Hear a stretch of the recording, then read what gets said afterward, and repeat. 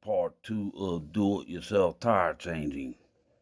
The discussion of how the tire is mounted to the lawnmower. Now this being a rear end snapper front tire, it slides on.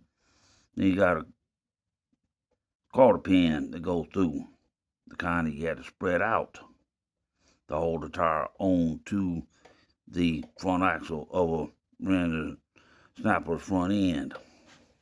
Now these tires, the front side, they slide on, and then there's a groove cut in the front axle. You got to put the washers on, the dust caps on, but then you got that little E-clip that you got to remove to put that tire back on. Now, as in the case of the rear tires on a regular riding lawnmower or the front tires of the GT,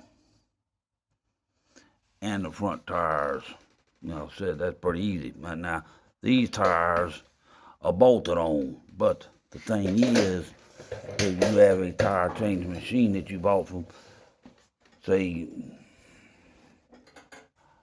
Harbor Freight or Tractor Supply, anywhere else like that, these are bolted on, but then you gotta hold the centerpiece, you gotta hold the rim still.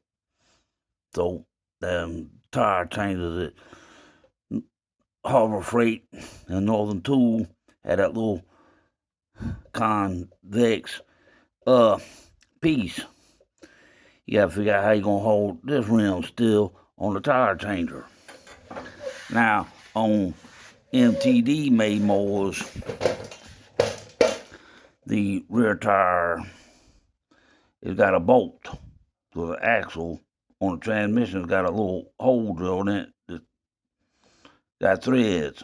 You gotta think about that. And the other thing with these lawnmowers like this, you gotta keep that rear axle nice and greased, because if the tire is rust welded onto the axle, if you don't have, say,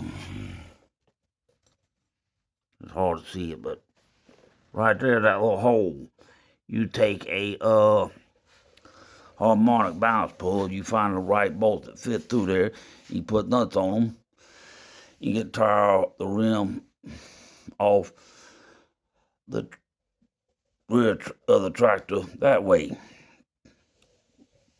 But like I said, you gotta look at how your tire is mounted to the axle, the front steering axles, or the rear of where the transmission's at. So pay attention to all that stuff, because it's gonna be times when you're gonna have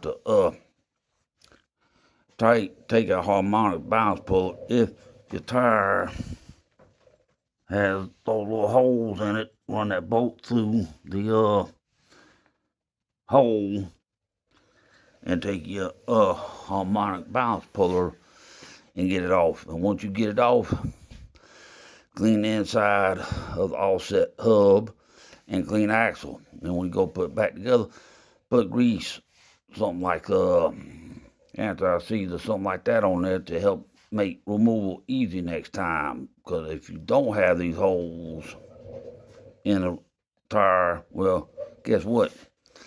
You're going to have to heat it up, quench it, till you get that rust off. Then you're going to have the tractor jacked up. You got to find some way to knock the tire off. And it's best to have some air in there to help get it off. So just be careful when you decide to do it yourself, tire changing. So y'all have a great day and catch y'all later. Thank you.